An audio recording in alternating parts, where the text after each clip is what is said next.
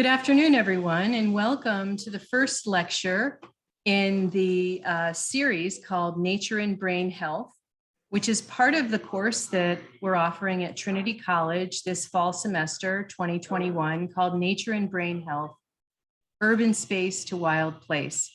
And the course is really was initiated based on concerns that we have on global crises and climate and biodiversity, and also knowing that we need to protect our health in order to solve any of these challenges and also to have our best lives. And we have kind of coordinated this course also with the celebration of Frederick Law Olmstead's 200th birthday in 2022. So the description of the course is that an awareness of the health benefits of nature is experiencing a major global revival. So health is just one ecosystem service of the natural world. As a neuroscientist, I think that brain health is arguably the most valuable. And on the eve of the 200th birthday of Frederick Law Olmstead, the founder of landscape architecture, we're going to be considering new science and diverse perspectives on the role that urban places and wild spaces play in our physical and mental well-being.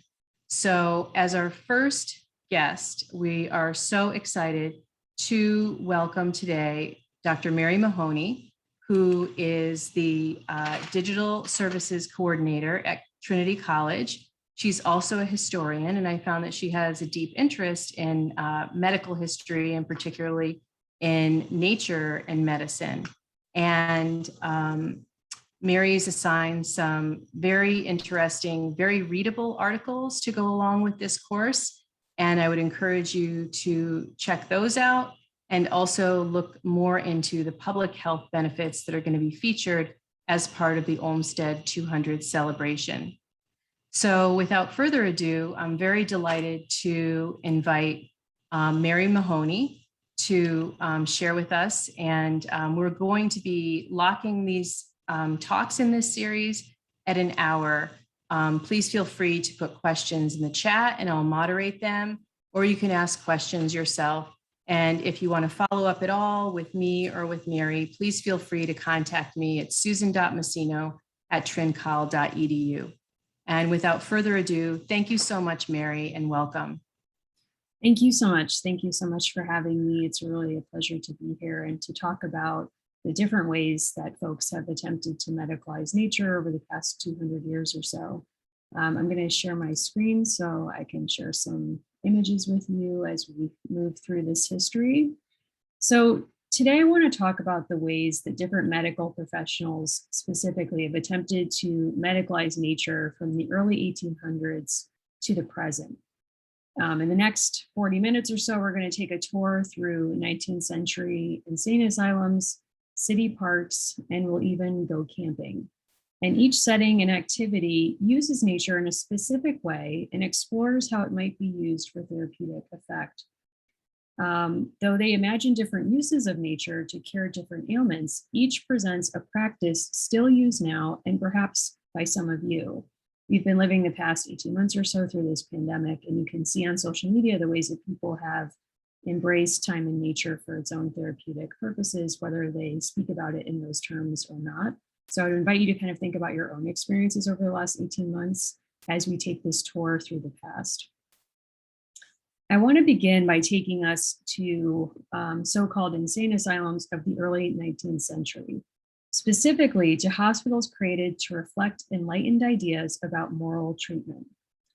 In previous decades, to the beginning of the 19th century, the mentally ill were mostly cared for at home or in institutions that relied on restraint and punishment to contain the mentally ill. There was no hope or attempt at treatment in these places, and it resembled imprisonment and convalescent care more than medical treatment. There was no clear understanding of what caused mental illness, and enlightened physicians in the early 1800s believed that insanity was the absence of reason. That's how they would define insanity. But that reason might be lured back through kindness and what they called moral treatment. If the insane were given safe forms of occupation and recreation, reason might return. At the core of this belief was the idea that a person's environment could have a demonstrable effect on their behavior and health.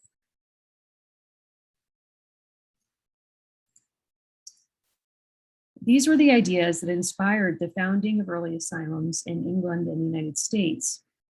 These were small and often private hospitals. We can see this belief in the impact of environment on the architecture of these spaces themselves. Thomas Kirkbride was a physician who was an early superintendent of some of these retreats. He oversaw what was called Friends Retreat in Pennsylvania, and then later Penn Hospital. And he designed his hospitals out of a belief in the therapeutic power of symmetry. So you can see a plan of the first asylum he designed in front of you. And what's notable here is the symmetry that you can see in the layout of the space. But that symmetry allows for what he believed were healing interactions with nature. So he believed that having access to natural light was very important for recovery, as well as air circulation. And actually many followed his lead. I don't know where the students are from or where whoever is joining us today, but maybe you have seen abandoned mental hospitals in your area, and something that you can pay attention to when you drive by them is that they often are symmetrical in their design. And now you have a window into why that might be. So patients were brought to these spaces and removed from bad influences. So in the same way that your environment could help promote recovery, it could also, they believed, be a cause of some of your insanity to begin with. So they were removed from bad influences like immoral friends, books, alcohol, etc. And you can see an example here of a newspaper article that describes how they would imagine, say, bad books might influence your mental health adversely. And those admitted for forms of mania or melancholy, which is how they defined depression in this period, were assigned at that time a moral cause of their insanity. So what the physicians believed created the insanity in the first place. And it could be things like novel reading, disappointment in love is a phrase they used often, things of that nature, as well as alcoholism. They brought them away from these other influences, and patients were tasked with labors that distracted them from their own delusions and also grounded them. Benjamin Rush, who's called by some the father of American medicine, ran the Pennsylvania retreat, and he pioneered some early mental health care. In 1812, he published research on treatment and stated that based on observations of his own patients, mania was more likely to be cured in patients who gardened. And we can see here that quotation. It has been remarked that the maniacs of the male sex in all hospitals who assist in cutting wood, making fires, and digging in the garden are more likely to be cured. So that's something to pay attention to, that this is really an example of someone who is a physician saying that time in nature and gardening can have a demonstrable effect on inviting the return of reason. The staff at Friends Asylum, which is also in Pennsylvania, felt similarly about the therapeutic power of gardening. In caring for plants and nursing them from seeds through all stages of growth, patients were forced to care about something outside of themselves and their own problems. And this was really important because in this period, physicians who were treating the mentally ill were really nervous about hypochondria, that if somebody came in with some kind of delusion or depression, it would be made worse by their own fear that would catastrophize what they were already experiencing. So they were worried about delusions, but worried about sort of someone imagining themselves into a worse state. So if you had sources of distraction, that could be really useful. In 1879, Friends Hospital established its first greenhouse for therapeutic use in treating mental illness. Garden therapy, or horticultural therapy, which is what it's called in some places now, offered both healing gardens, which are designed to be looked upon for a therapeutic effect, and garden therapy, where activities that invited patients to themselves learn how to garden and take responsibility for plants. You can see here, this is an image of the gardens at Friends Retreat. So what's interesting is you can see how symmetrical the garden is in its layout. And that building at the end is actually a library. So they had a patient library as well, which they used for healing effects. So you can see that the two are kind of created in connection with each other. While that library is still is not as functional these days. This is still an active hospital. The gardens were expanded, and as I said, they added a greenhouse and actually trained therapists there in garden therapy. So though it's first recognized as a therapy in mental hospitals, it's continued to evolve and spread to other medical spaces. Here's an example from a garden therapy program founded in 1955 at Connecticut State Hospital in Middletown. The patients there would take part after the therapy was prescribed by the doctor, and its values were derived in part from the benefit of social interactions that it affords.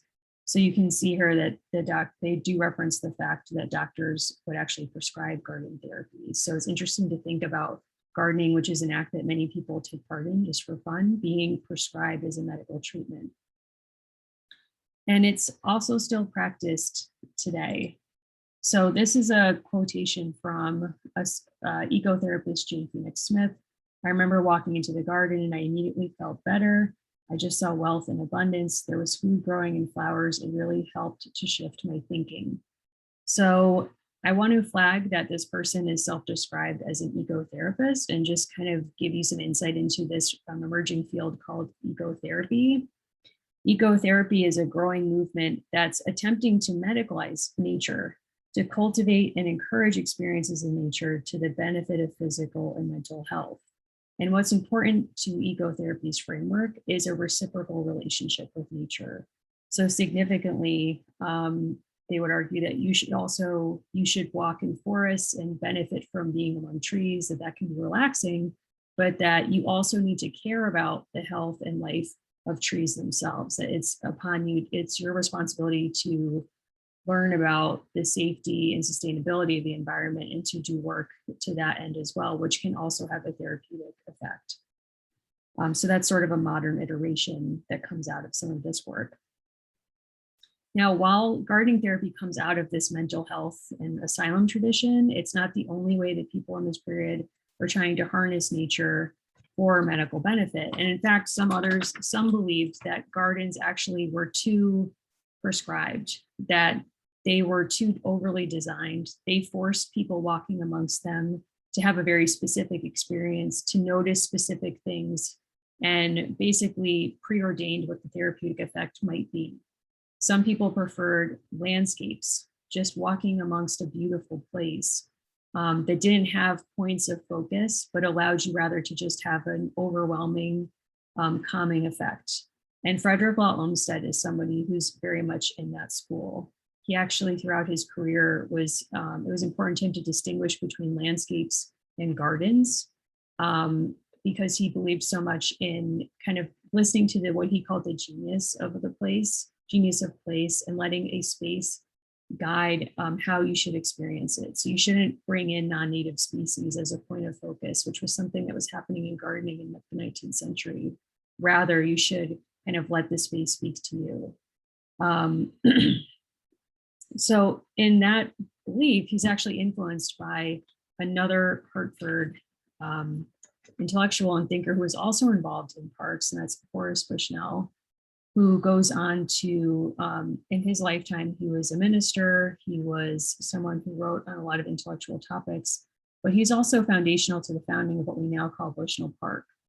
And in his writing about spiritual life, he had this belief in a concept of what he called unconscious influence, which referred to the ways people's spiritual states could be influenced by your environment, which sounds very similar, right, to how people who designed insane asylums thought about how the environment could heal the mentally ill, that if you kind of curated a calming environment, it could have an unconscious effect. And so Bushnell is speaking about that in a spiritual way, how it can influence your spiritual life. But Olmsted takes that on and thinks about that for how we might use that to design landscapes to also have that kind of unconscious effect. So parks in this period are often referred to as the lungs of the city. And so I want us to kind of think about that, how if the city itself is kind of referred to in bodily terms, what does it mean for the parks to be the lungs of the city? And how might someone like Olmsted design parks with different kinds of therapeutic ends in mind? We can see here some of his own words about how he imagined parks and landscapes could be healing. The enjoyment of natural scenery employs the mind with fatigue and yet exercises it, tranquilizes it and yet enlivens it, and thus, through the influence of the mind over the body, gives the effect of refreshing rest and revigoration to the whole system. Part of what he's saying here is you don't want to overly cultivate a landscape to have a specific therapeutic effect. There's a certain mystery around how nature can heal, and we shouldn't necessarily force any kind of articulation of that process in order to feel like we've harnessed it. You should actually embrace that mystery. He believed it was purposely mysterious. He wrote a book in his early adulthood called Walks and Talks of an American Farmer in England, in which he experienced this himself. He was walking around the countryside of England. He was there in part to get some support for his own health. And he experienced this kind of unconscious influence of his mind and body. And he describes that in that book, saying, gradually and silently, the charm comes over us. The beauty has entered our souls. We know not exactly when or how.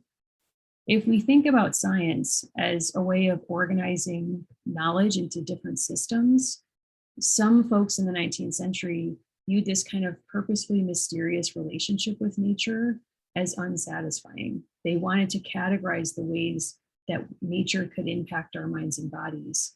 And his kind of insistence to purposefully keep that mysterious and not categorize it in some ways doesn't satisfy some, but it was something that he maintained throughout his career.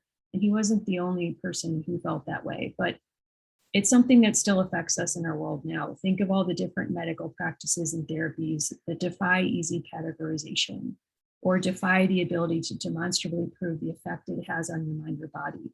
We can see this in the uses of subjective arts as a kind of therapy. So music therapy, art therapy, they kind of come in for similar critiques. If we can't prove how it works and how it heals, how do we demonstrate its value? And that is also true of how people think about different nature therapies, both in the 19th century and still now, as we'll see. But this remains something that's important to Olmsted. He, like many others, worried about the effects of modern life on the mind and body. And that's something that really influences both his design of parks and urban spaces.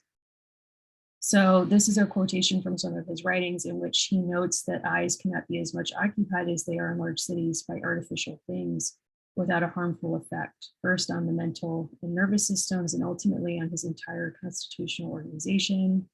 And landscapes provide a relief from this. And it's able to refresh and delight the eye, and through the eye, the mind and spirit. So he's sort of designing with this implication that urban life, because cities are getting more congested just in the course of his lifetime. Think of all the different advances in transportation, in communication, in how urban planning was designed. Cities are getting more congested. People are thinking about things like air pollution. So he's reacting to that by designing parks as an escape within cities that can function as the lungs of the city by actually giving people a place to breathe clean air. So in the 19th century in particular, there's a lot of concerns about air pollution. And this is something that he's designing with, in addition to just providing a beautiful space that can have this unconscious effect of kind of taking away the stress of modern city life. So there's a belief too that in modern life, if you're exposed to too many kind of sensory overload, your body is like a battery that can be depleted. So just the energy it takes to get to work at a desk job, to be in a place that's really congested with other people and crowded. Maybe the air is somewhat polluted. All of this exacts a toll on your body, and it kind of depletes your overall energy. So parks are meant to be something that can help restore that. In proposing a design for a city park in Montreal in 1874, he described how beleaguered city dwellers would benefit from the power of their scenery to counteract conditions which tend to nervous depression or irritability. At another point, he suggested that his park would be, quote, a prophylactic and a therapeutic agent of vital value. So it's something that can both be a preventative health measure. If you spend time in green spaces, it can prevent the development of things like melancholy, which was, again, their term for what we might call depression. but it can also help restore or prevent the depletion of your energy too quickly from your life. He also believed parks could be valuable to the health of families. He so believed this that when Central Park was opening in different stages, he sent announcements to doctors across New York City to encourage young mothers in particular to come and spend time in the parks to restore their energy, because he knew that young mothers had so many demands on their time and energy that he believed parks could be an active force in restoring that. And like Horace Bushnell, he believed that parks could also benefit kind of the body politic, not just people's individual bodies. In 1853, he wrote that to create a democratic condition of society as well as of government, it would be necessary to have more parks, gardens, music, dancing schools, and reunions, the purpose of which was unconscious or indirect recreation. So in some ways that are different, that feel different from our times, the idea of deference really defined life in the 19th century and earlier, that there were very clear levels in society at different classes. And if you were towards the bottom, it was your obligation to defer to people above you. So even though we lived in a democracy, there wasn't much equality within it. And there were not spaces that brought people of different classes together. So parks could be those kinds of spaces. If you've ever been to Bushnell Park, you'll see that there's winding paths through the park. And that's by design, to bring people from different classes that literally have to walk and talk and be near each other, while also having that green space to be refreshing. So it's not just meant to benefit individual health, but it's meant to actually encourage what they believe democracy was all about, which was not necessarily equality, but equitable access to some of these spaces. They might not be equal in life after they leave the park, but the park is a place where they can spend meaningful time together. The most therapeutic landscapes remained attuned to the genius of place, as I said earlier. So something that he had to combat in trying to design these parks was this notion that you should incorporate non-native species. You should turn parks into landscapes that look very different than the place where they're in. So when he designed the city park for Montreal, something he did to kind of speak back against this was to actually say, so this park is going to be laid out in a place near a mountain. So I'm going to plant trees that would be native to this mountainside. I'm going to make this mountain look like itself. And that is the best form of design, because being within it, there's nothing that calls your attention to it, nothing that calls attention to itself, which will have the overall effect of making you feel like you're fully immersed in this mountainside. And he did this in Montreal in a more, a less urban area, but he also did that in Hartford. So at the Hartford Retreat, which is now the Institute of Living, he designed the grounds of that. In the 19th century, he designed it in such a way that he only planted trees to hide some of the buildings, so that from certain views, you could have the fantasy of being immersed in nature. But in picking the trees that he would plant there in the plant life, he chose only things native to the area.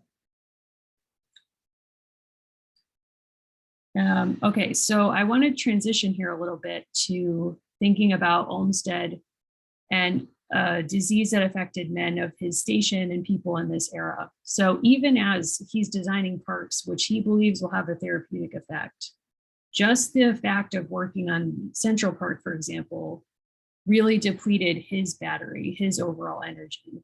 So in 1859, the commissioners of Central Park actually paid to send Olmsted on vacation to rest from the stress that he was experiencing in designing Central Park.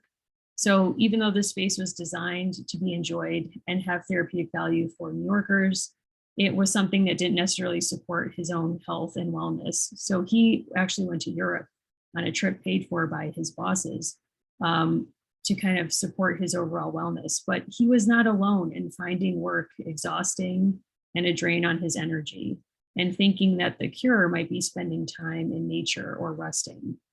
In the 19th century, middle and upper class workers took on jobs that we might now call white collar jobs. It was also called brain work in this period. So these would be jobs in industries like insurance or banking or the law, and which required little manual labor and mostly mental labor. And like batteries, the mind could be exhausted by the drain of city life, exposure to technology, and long hours of reading, calculating, etc. George Beard created a disease category to describe this called American nervousness or neurasthenia, which you can see the cover of his book here. And you can also see a prescription from an alleged nerve specialist in this cartoon from the period that says, "I consider you require entire change in your surroundings. In fact, you must get right away from the conditions you have been living under." And you see this kind of white collar worker packed up and ready to head out on a trip. This malady was not just an illness, George Beard said, but also a mark of American cultural superiority in this period. According to Beard, excessive nervousness was a byproduct of a highly evolved brain and nervous system. A brain worker who excelled in business or the professions might experience nervous breakdowns if he overtaxed his intellect. His highly evolved wife and children could easily succumb to the same malady, particularly if they engaged in excessive study or brain work.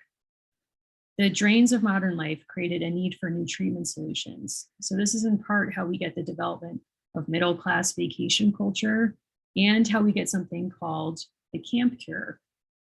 I don't know if some of you have ever read The Yellow Wallpaper, which is a short story often assigned in high school by Charlotte Perkins Gilman, but it was based on her own experience with a doctor called Dr. S. Mitchell. And Dr. S. Mitchell developed something that he called the rest cure to treat neurasthenia.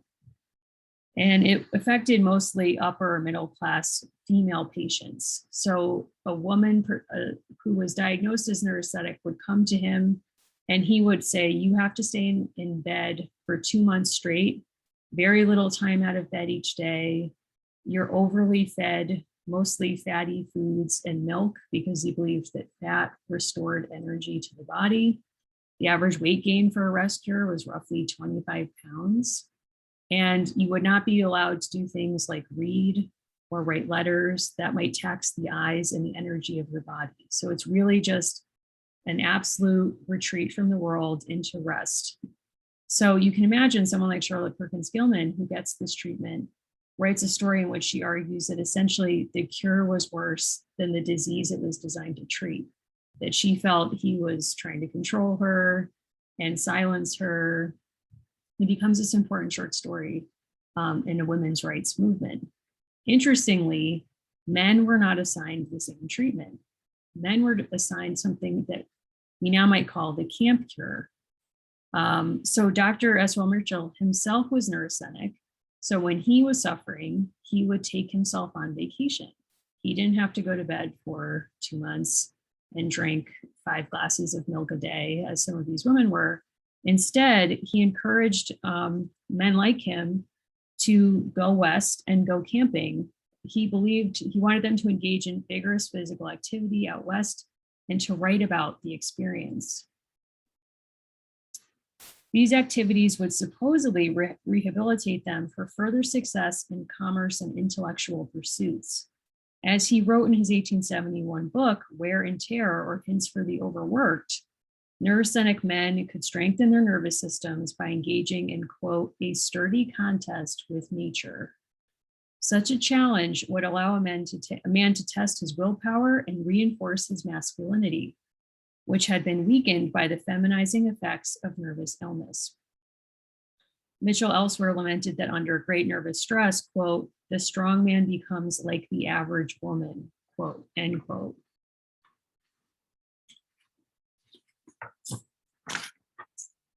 The West cure also promoted physical fitness, allowing patients to attain the manly muscular build popular at that time.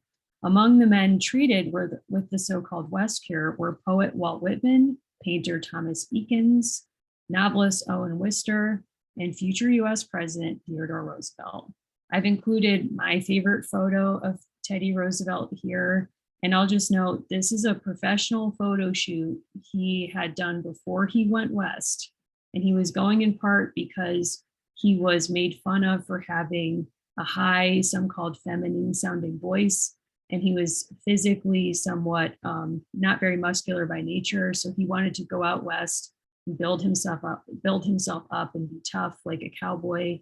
So he commissioned this outfit from Brooks Brothers, as all cowboys do, and staged this photo shoot before he went on his West cure, from which he emerged much more muscular, and he had worked on lowering the tone of his voice.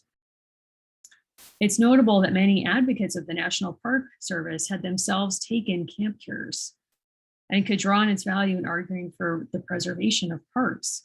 Olmsted was among them. In 1865, in a letter to the California legislature to protect Yosemite from development, he wrote, quote, "It is a scientific fact that the occasional contemplation of natural scenes of an impressive character is favorable to the health and vigor of men. The impacts of this cure go beyond the creation of national parks, but are also visible in the products of some of its patients, in paintings and novels which depict the West as a restorative space where men can be men, and in portraits which celebrate masculinity as health. These same portraits allow us to tell simultaneous stories about the ways the camp cure is also an extractive practice by mostly elite whites in the West in this period." And I'll just note, as I mentioned earlier, the camp cure is still with us. There's TikToks of campers in national parks during the pandemic that still tell similar stories of the restorative power of rest and time in nature to campers, even as it also documents the extractive or exhaustive impact of humans on nature at the same time. We see in this article the difficulty of the National Park Service to keep up with the upkeep of parks in this. You can see in these graphs how much attendance records have grown astronomically during the pandemic. So there's kind of an infrastructure stress to keep up with the demonstrable desire to restore and kind of get some stress relief in nature during the past 18 months or so. I want to kind of leave time for conversation. So I do want to close in a moment, but before I do, I wanted to give another example of another way that people have tried to medicalize nature, and reminds us that the attempts to do so are not purely Western practices. So forest bathing, or Shinrin-yoku, is a traditional Japanese practice of immersing yourself in nature by mindfully using all five senses. During the 1980s, forest bathing surfaced in Japan as a pivotal part of preventive healthcare and healing in Japanese medicine. You can see on the slide, there are some suggested tips for how you might actually engage in forest bathing. It's developed in the 80s to specifically combat work-related stress through time in nature. In recent years, studies have shown the positive effects of forest bathing on patients with cardiac conditions, stress-related anxiety disorders, and many other diagnostic categories. A lot of these methods are continued to this day.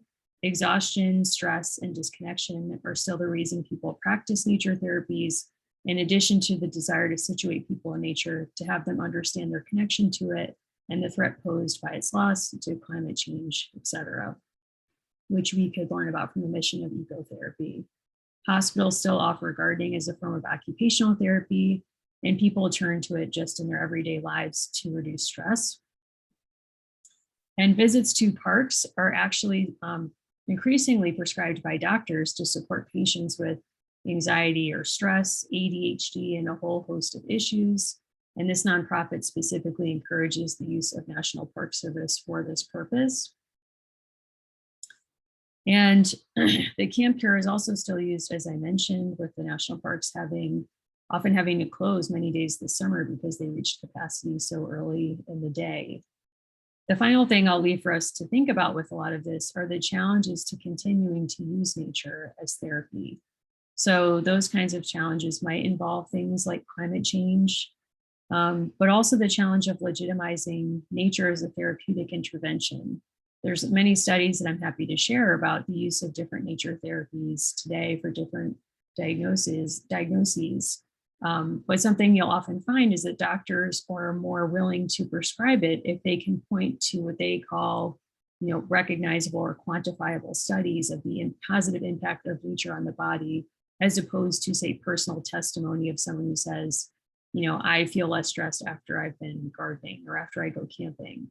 So the challenge to bend subjective practice to the standards of science is an ongoing issue in therapies like ecotherapy.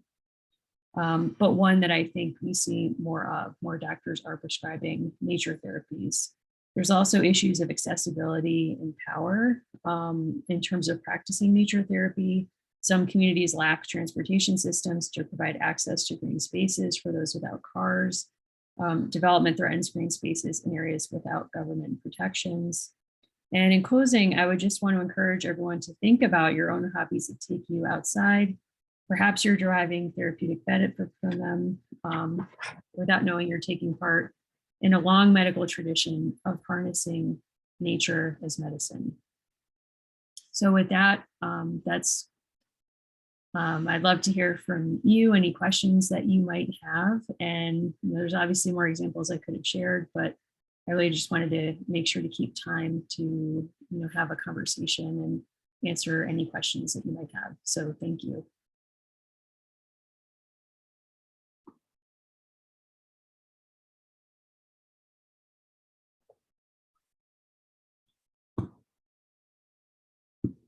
Question, feel free to raise your hand or put a question in the chat. And I have one question that I'm sure is on a lot of students' minds is, since we've known this for a long time and you presented some really compelling information, why do you think that doctors are so quick to prescribe medication instead of prescribing nature therapy or exercise or a combination of nature therapy? Particularly people. Particularly what? To younger people.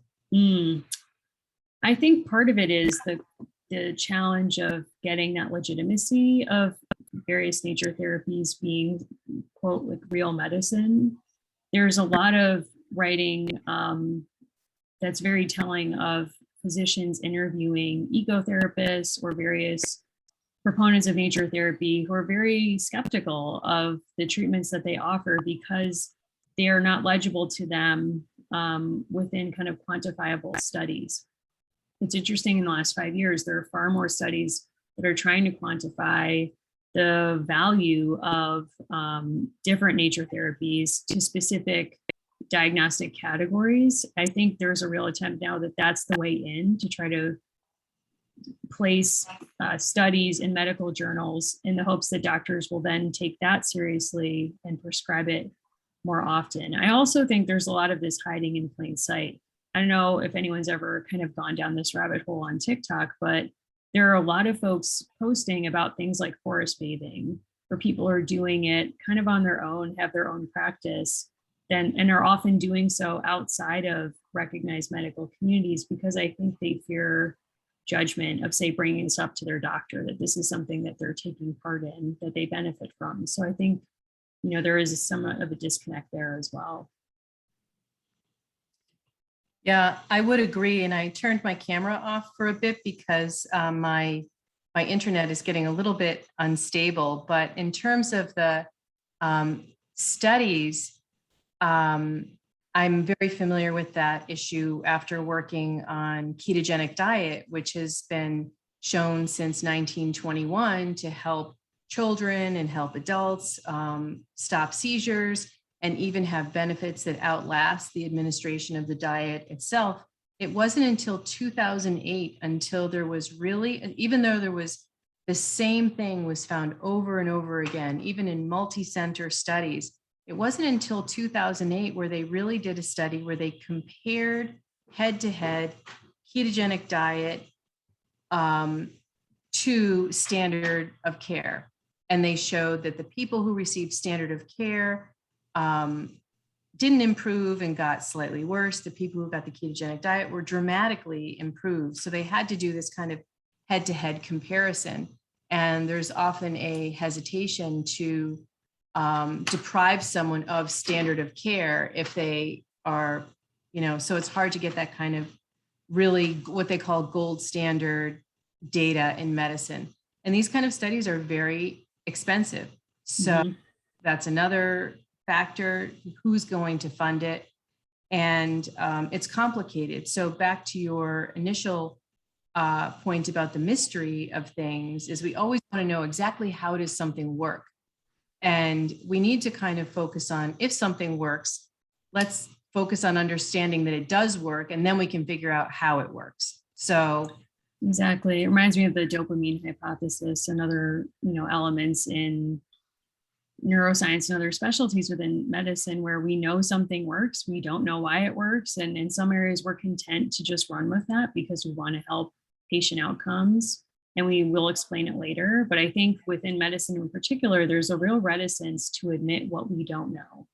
And to really define certain specialties as being a story of progress, as if things are always getting better, the care we're delivering patients is always improving. And in some areas of medicine, that's just not the case. I mean, we know as much today about what causes nosebleeds as they did in the 18th century. And that's just where we're at. And I don't think that's a detriment to the state of medicine today to admit what, areas of knowledge that we can learn more about. But I think that tone of having to constantly present as if we have total knowledge, or we will only speak about things that we can prove definitively, is sometimes a real challenge to improving patient outcomes, as you're suggesting too with the keto diet. Yeah, well, and especially I think if it's something that has not been shown to have any harm. So the tenets of evidence-based medicine are, is it something that patients prefer and are amenable to? Is it something that there's actual, evidence to support it? And there's evidence that it doesn't cause harm. So all of those things are true about nature therapy. I have another question that we're kind of thinking through this semester. What are some ways to provide transportation for people who can't get to these areas for therapy? I don't know if you have any ideas about that. I don't know about specific ideas. I think that the transportation problem is also a communication problem. So I think one solution is to surface green spaces in urban spaces that don't require as much transportation to get to and enjoy. So looking at city park lines and saying, okay, where are city bus lines? Where do they run? Are there places that are walkable from a city bus stop that someone could go to and enjoy time in a green space? Are there walking trails? Is there a city park? And kind of surfacing those connections and laying out even, walkable tours within urban spaces to green spaces. I think that's a major way of trying to surface those kinds of solutions to these very real problems. I think if anyone's familiar with some of the urban design of New York City, you know that there are whole pathways or roadways with bridges that were purposely built so low that city buses couldn't run underneath them. And that was to limit people in New York City from going to certain beaches in the 1950s during urban renewal. They purposely designed bridges to limit that kind of transportation. So when I talk about this being an equity issue, those are the kinds of ways that urban design genuinely is intervening in ways that are adverse to a lot of people who would benefit from time in nature. So I think looking for solutions that already exist or places of access that already exist and really pushing out in a communication and through broad communication, these places are nearby and they're open to everyone. And here's how you can get there, I think would be of real value. Well, Mary, I can't believe you just gave that great answer, because one of the group projects in the class this semester is trying to lay out what are some of the beautiful places that people can get to on public transportation and try and map that and also offer a variety of different places. So not only parks, but, water side, if people want to enjoy water, if people want to enjoy a little natural forest, if people want to enjoy biking or something like that, because all of our buses in the Hartford area do have bike racks on the front of the bus. So if you're able to get your bike on the bus and take a little bus trip, you can literally go throughout New England on the East Coast Greenway and other major rail trails. So I think there's a lot of potential to really buffing up the public education and communication piece of that so that people can understand how to get to those places. And the other thing that, really comes to mind about that is people always think about cities and parks. But I really appreciate that you brought up the fact that Olmsted was trying to have his landscapes kind of reflect the larger landscape, like the trees that are on that mountain.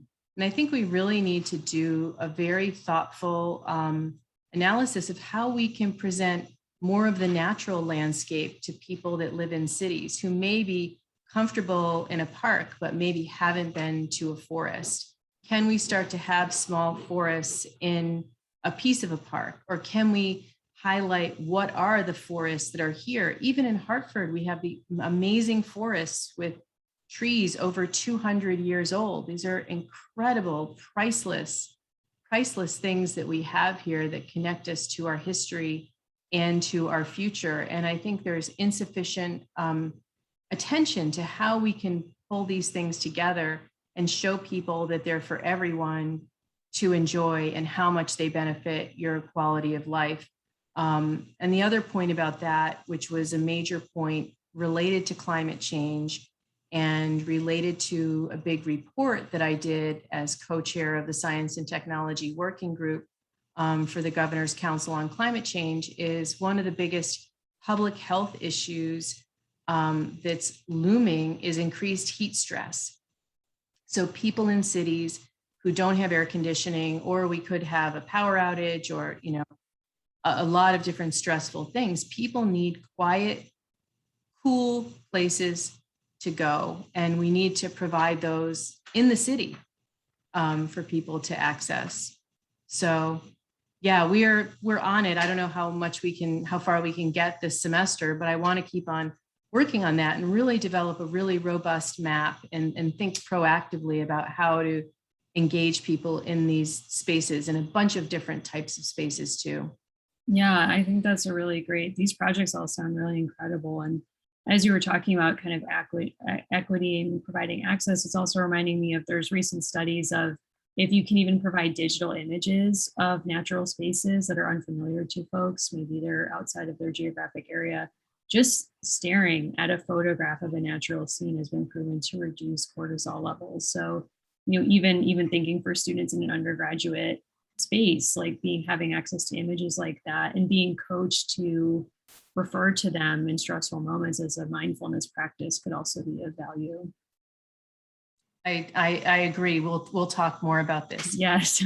Question from Emmeline.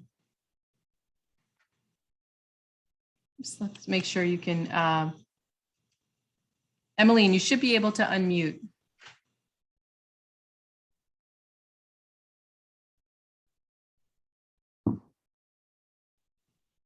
Emmeline, try again and see if you can. There you go. Okay, yes, now it's working. I thought when you were talking about the body politic, it was really interesting. And it kind of made me think about like the indirect interactions that we kind of lost with COVID. And I was wondering like what you think COVID had on the impact of like our body politic, of going into parks more, and like how do you think it has kind of shifted that, and maybe how it will change in the future because now we're more open to parks? Well, I think in issues like that, it's always important to think about kind of the space between rhetoric and reality. So we can call parks the lungs of cities, and the intentions from the 19th century forward were that people would use parks to mix with people from other walks of life or backgrounds, and it would truly create this democratic moment of mutual understanding or shared space, or perhaps the foundation of mutual aid. And I think in some cases that COVID has definitely pushed more people to use parks. Whether or not when you're in a park, you're engaging with other people you don't know, I think remains the thing to be seen. has it really resulted in a mutual understanding or kind of the furtherance of a democratic debate? I think something that we could bring into this conversation that was also happening parallel with COVID is kind of the Black Lives Matter protests and the murder of George Floyd and these things that happened at the same time, and using parks as protest spaces, which I think was not something that Frederick Law Olmstead or others may have intended or imagined, but I think actually is the use of park spaces for democratic conversations about climate change, about all kinds of things. So I think that has certainly increased. And I'll be interested to see how that increases moving forward, because I think there's also an interesting distinction between urban parks and city parks and national parks, where you can actually just reserve a space that's just yours, and people are hoping to get lost in the woods and actually not see other people. So again, thinking about the difference between rhetoric and reality, but thinking about the different uses of parks that we haven't spoken about today, like for protest and civic conversations, it will be interesting to see if that continues. Yeah, just to add on to that, I think there's also such an opportunity for parks, and by parks, I mean, I'll just consider that all kinds of sort of public places, you know, as places where people can come together for music, for example. So you kind of get the value of the green space and the cultural, you know, the social engagement and the cultural enrichment. So there's so many phenomenal festivals in Hartford. In fact, there's one this weekend on Saturday down at Mortensen Plaza, down by the river, the Heartbeat Music Festival. I'm just looking up what time it starts. It starts at 11 a.m. So it's all day, phenomenal, all day, 11 a.m. to probably 8 or 9 p.m. And I believe it's free. And I feel like that's a great example where people can get down to the river, you know, see all kinds of people, have a chance to see music. And the other aspect besides the cultural mixing, music and art and things like that, is the opportunity for people to do science together. So, you know, for science and education. So I've participated in, I'm interested in, you know, what are different things you can eat that grow out in our natural environment? How do you take data on our natural ecosystems if you want to understand what's going on with them?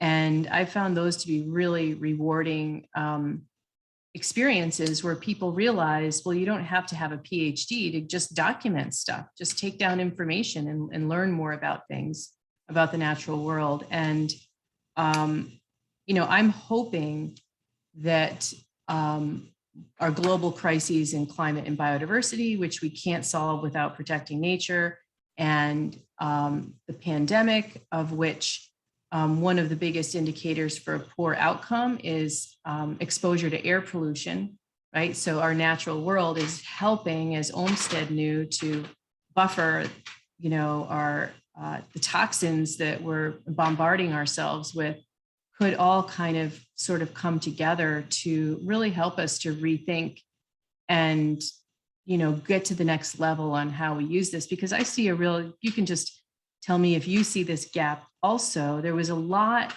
you know, up to a certain point, and there's almost like a gap, like for a while, there's like a gap in this awareness. I feel like there's a revival right now. Do you feel that also, Mary? I think, yeah, that there's definitely people are paying more attention to what's going on. And I don't know if that's because we've been at home much more in the past year and a half and people are online. It's interesting to think about the internet as kind of a corollary to how people think about parks, that it's a place for people to mix in a shared space and have conversations about all parts of civic life. The internet is that too. And, you know, is that something that's a net positive or a net negative? To think about conversations people have on social media. But I do think there is a greater awareness. I do think a big issue in our world about communicating about climate change is really the penchant for disinformation, and also the lack of a clear communications channel to share accurate information about what's going on. So even in Olmsted's time, by comparison, they lived in a 24-hour news cycle as well, in a sense that people might read 2 to 5 newspapers a day. You'd get one in the morning, maybe one in the afternoon, and one in the evening as the news evolved throughout the day. But there were fewer places where people would kind of mostly be reading things in common. Now there's so many places people derive their news from that it's both really hard to say, share a unified message of, hey, if you live in Hartford, here are ways to get access to green spaces in your area using public transportation, or just sharing accurate information about climate change. Mm-hmm. Yeah, and I think, usually you probably know who the reporters were. So if their information was bad, there'd be some consequence. Now there's really no consequence to, little consequence to sharing inaccurate information. Other questions? I'm just checking the chat to see if anyone put any additional questions in the chat for Mary, or anyone else want to raise their hand and ask Mary a question. Angelica. Mary, you mentioned a lot of benefits that have to do with those natural landscapes in particular, like ones that specifically have plants and trees native to that area. Are there specific benefits to gardens that might not have those native species, but more like extinct or rare species for that area?